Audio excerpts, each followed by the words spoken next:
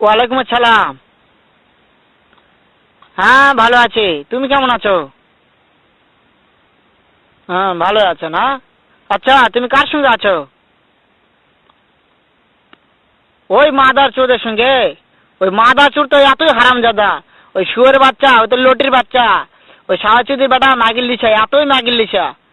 ওই হারামজাদের আমি সামনে পাইলে একটা এমন একটা চটকানি মারবো, শালা মাদার চোদ।